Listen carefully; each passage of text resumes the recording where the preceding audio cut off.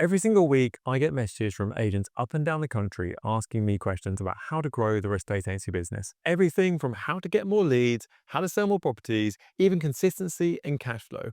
I get them all. And as I see it, if one person is asking, chances are there are hundreds of people behind the scenes who also want to know the answer to that question. So in today's video, I'm going to run through the questions that are probably the most important ones to answer. I'm going to answer them honestly, practically, and something that gives you the most value to use in the real world. Okay, so let's jump into it. So question number one, how do I get consistent leads when I don't have any listings?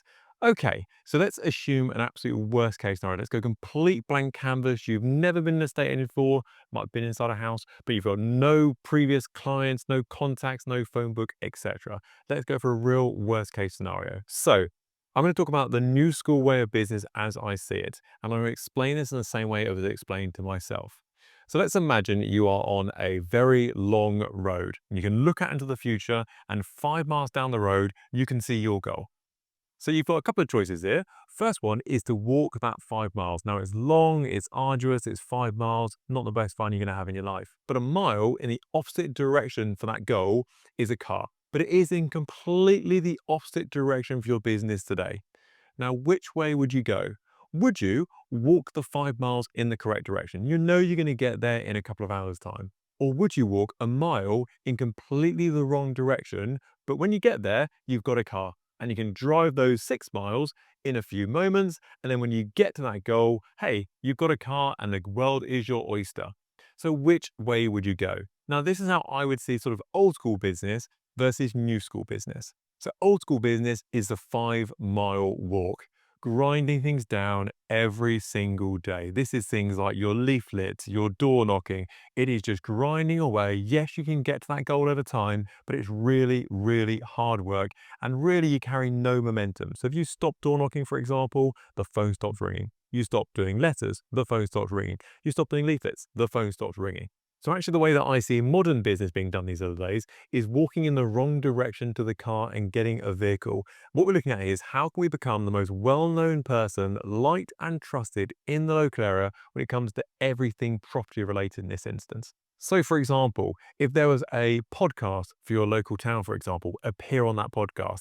If there was a newspaper, appear in that newspaper. If there was some blogs by a company, appear in those blogs.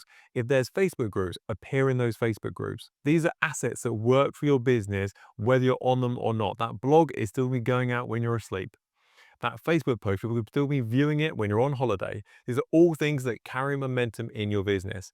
So what you're looking to do is build that up over time. Now, probably the way I would look at it is I would want to be greedy and I'd probably want to do both. I'd want to be going backwards and going, right, how can I build my presence locally? What can I do to become the key person of influence when it comes to property in my town? That is going to be content, YouTube videos, podcasts, PR, events, you name it, we are doing it. But also, alongside that, I'm going to do the old-fashioned grind. I'm going to get myself in front of people, leaflet drop, door knock, letters, all the things you know deliver results into your business. And what is going to happen about a year down the line is all that stuff you've been working in the wrong direction, all that key person of influence marketing, that is going to overtake your grind. And that is going to overtake you on that trip. And then you've got that to go forward with. And where that leads to with regard to our question is you haven't got any properties to sell. That's absolutely fine. People don't want to see anyway you going, I've listed a property, I've sold a property, I've completed a property. People don't really care. It's the same as a car dealer saying, I've just got a new car on the forecourt, I've just sold a car off the forecourt. Literally no one cares. It is your job.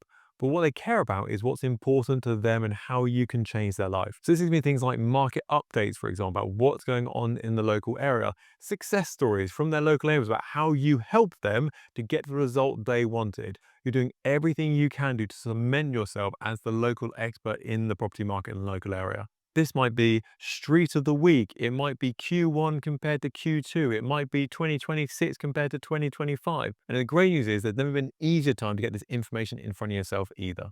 Okay, so question number two, should I discount my fees to win the instruction? No. Right, okay, next question. I am really kidding, of course. I mean, the answer is still no, obviously.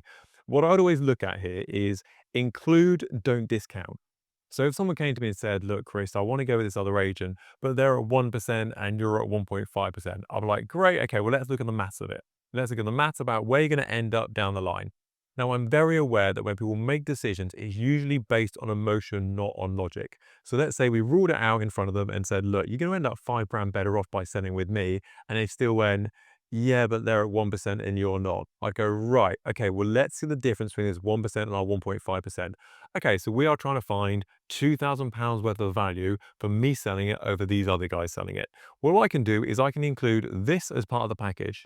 I can include a premium listing as part of the package, for example. I can make it a featured property. I'll do a personalized social media video for your property, which will generate more interest online. Now, a little bit of a spoiler here. You were probably going to include those things anyway. You're probably going to include the social media video. You're probably going to include the premium listing. You're probably going to include the video tour, for example. All these things you're probably going to do anyway. People want to feel like they've got a deal. They want to feel like they've got something so they can go down the pub and be like, they wanted 1.5%, but I got a free video tour, but I got a premium listing, but I got something. They just want to walk away with something from where they were today to say they've done a better deal than anybody else. So give them that opportunity to do it. So I'd always offer things on top rather than discount away. But the biggest thing to do is work out how much money you are talking about here. For what those situations where we've been on holiday, haggling over a fake pair of Ray-Bans, and we've gone backwards and forwards about 15 minutes, and you're like, hang on, I'm actually haggling over like 10p here. Like, don't worry about it, mate. It's good. You've got it. No problem at all. I'll take it on the chin. You keep the 10p. It means more than you it does to me. It's exactly the same situation, but with slightly more zeros attached to it. Okay, so let's look at the next question. How do I stay motivated when things are quiet? I love this question. So what we're focusing on here is the outputs of the business rather than the inputs. Now I'm going to put a small caveat on this, and that is to say that this is almost impossible. So I'm going to put that caveat out there straight away. But let's compare 2 days of the week in your diary. Let's compare Tuesday with Wednesday. So on both days, you did exactly the same thing. You did your same lead generation, your chase back, all this sort of stuff. But on one day, you booked 5 valuations in, whereas the next day, you booked no valuations in. Now, which one of those was a good day versus a bad day? Now, I'm willing to bet most of you who will watch this will say, well, the good day was the day we booked in all those valuations.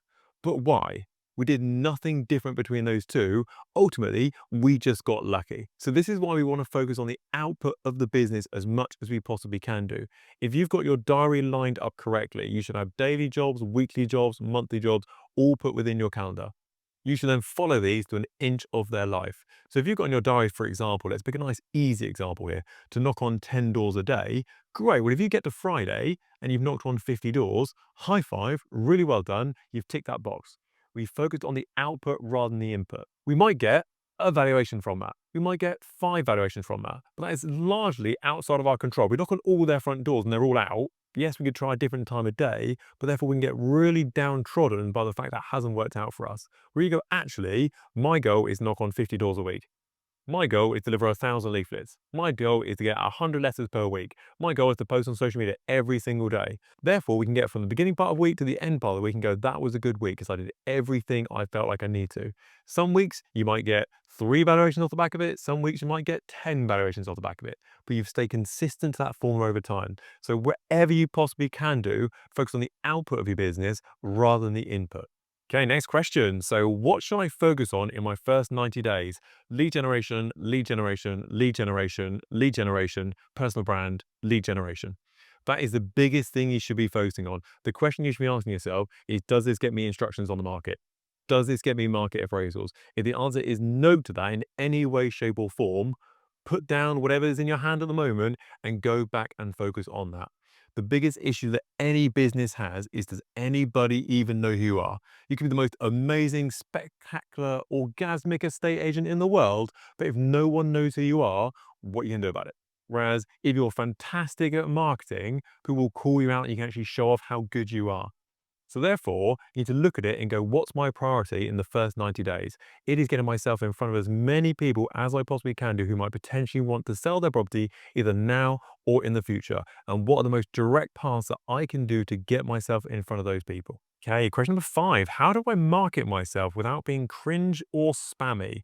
Well, appearing on social media is cringe. The fact I'm filming this and I'm stood in a room with no other people in it talking to a camera is a bit cringe. My advice would be get used to it. So the cringy part, we can't do anything about. Having pictures of yourself online, inviting people to join your Facebook group and do you want to listen to my podcast, that's all a bit cringe. Not gonna lie to you, that is super cringe, but it's all part of the game. Accept the cringe, go with the cringe is going nowhere. How can we avoid being spammy though? We can most definitely do. Now, this is the difference between sort of giving and taking.